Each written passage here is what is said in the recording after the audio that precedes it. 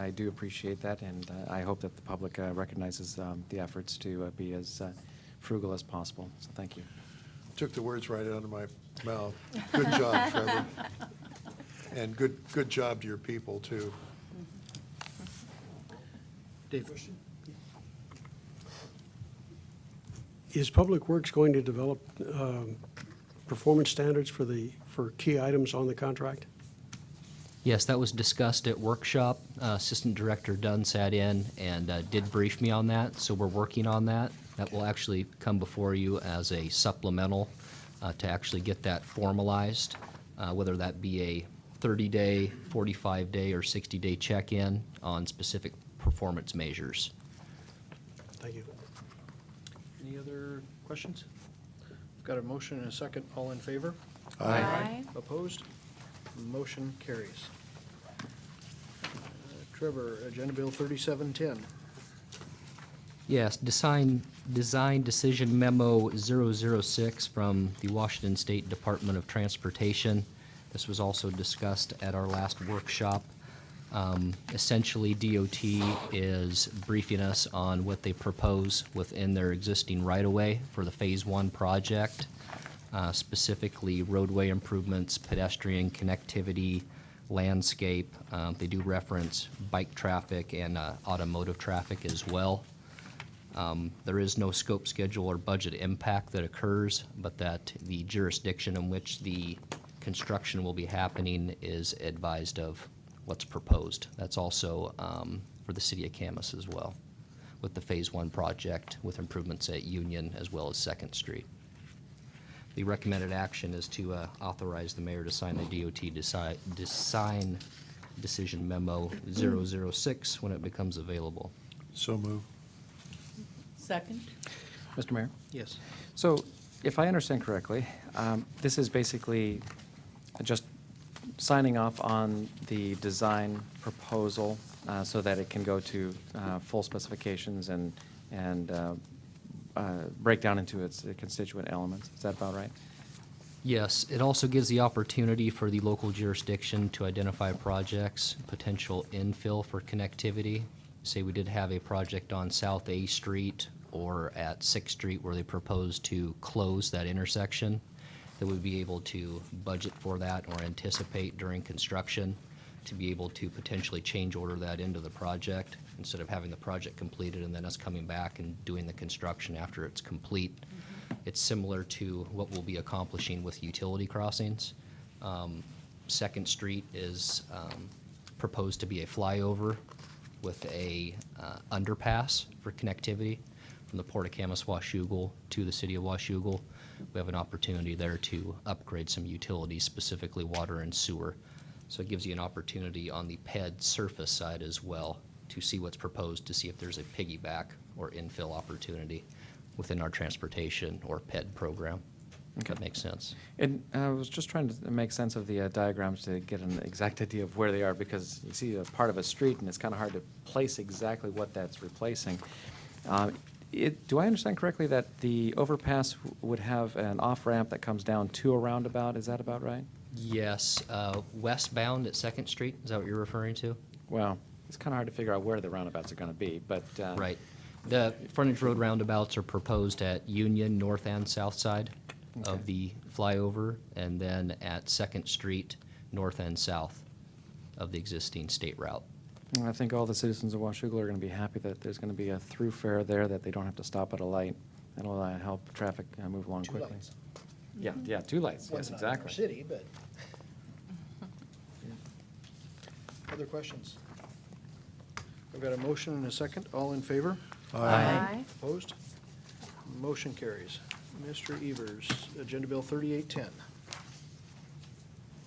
Pedestrian tunnel change order number 3, basalt fascia work rock. We received 4 bids from subcontractors via Kaufman Excavating, the general on the project. They ranged from $74,400 to $116,100.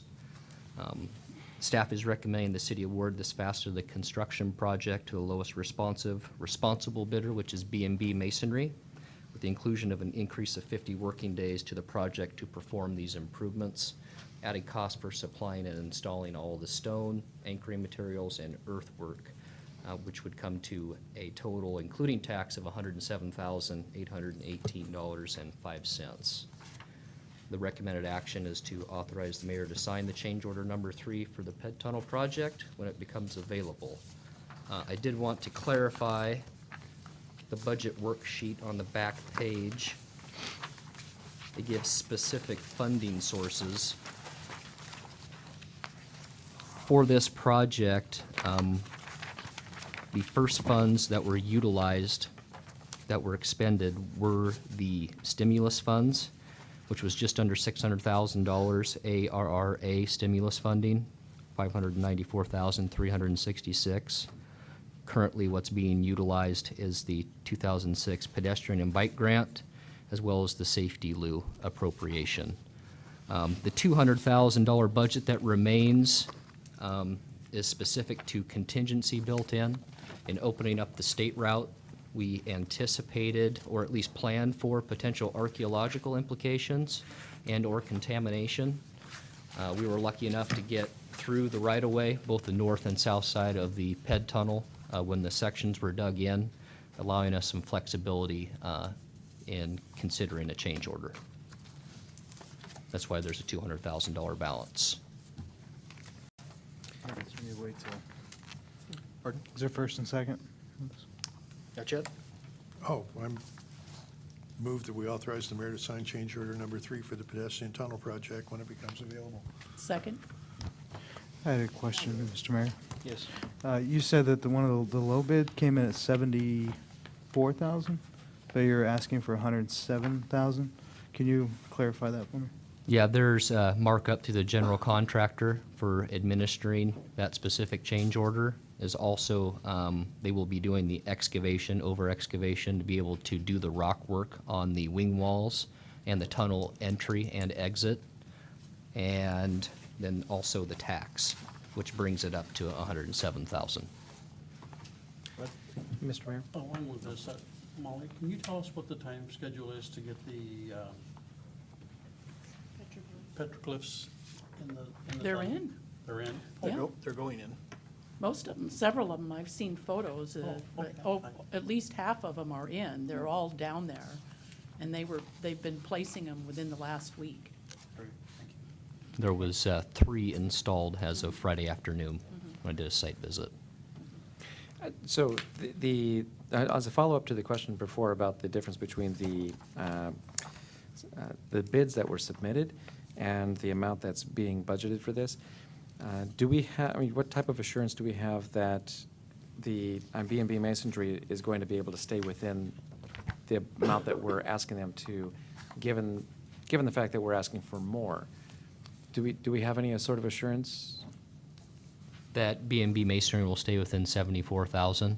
No, the 107,000, because we're asking them to do $107,000 worth of work. Right. But the bid was for 74, and so now that we're increasing the amount of work that they're doing, what type of assurance do we have that they're going to stay within budget? B&B Masonry actually came in below the engineer estimate. The engineer estimate was right around 90,000, which was where 2 of the bids landed. With the type of work that's going to be completed, there is some anchoring before the rock is actually hung on the wing walls and the tunnel entries, but it's fairly low risk as far as unforeseen